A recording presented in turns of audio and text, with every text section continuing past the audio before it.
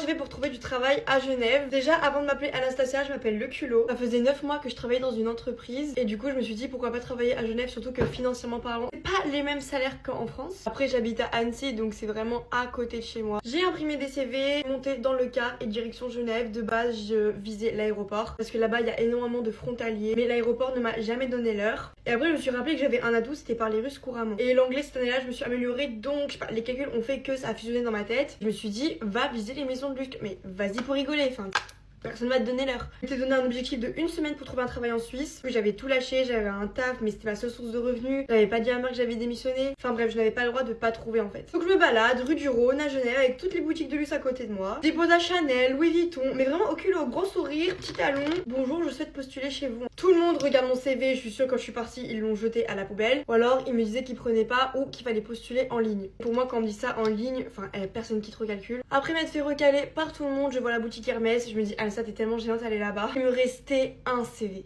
Un seul. Fallait bien que je dépose quelque part. Je pose mon pied chez Hermès. Bonjour, je souhaite postuler. Bonjour, bah écoutez, avec plaisir. Ils prennent mon CV. Une semaine après, on me rappelle pour un entretien. Si ça vous intéresse, je vous ferai une vidéo sur mon entretien chez Hermès, mais c'est la meilleure expérience professionnelle de ma vie. Dites-vous, après l'entretien, jamais de la vie, je me serais dit que je suis prise. Ok, je suis Mimi, je parle russe et tout, mais moi, jamais de la vie, je me serais dit que Hermès voudrait de moi. J'avais mon dernier jour de préavis de mon ancien travail. 5 minutes avant que je commence, la directrice m'appelle. Bonjour, vous êtes prise. En fait, comment les étoiles elles étaient alignées ce jour-là, je ne comprendrai toujours pas. En fait, j'étais juste fière de moi parce qu'en fait, ça me surprend pas. Moi, quand je me donne un objectif, je sais que je vais l'avoir et je vais tout faire pour l'avoir. Mais c'est vrai que ça a été inattendu pour moi. Donc j'ai travaillé pendant 2 mois en tant que vendeuse reneuse chez Hermès et c'était trop bien. La directrice de Genève était tellement gentille avec moi. Même si c'était dur psychologiquement, surtout que je connaissais pas du tout les secteurs du luxe. Actuellement, je regarde que des bons souvenirs. En tout cas, le dernier CV, la dernière boutique, c'est eux qui m'ont prise. Et n'oubliez pas, vous pouvez avoir 100 refus, la 101e va vous accepter.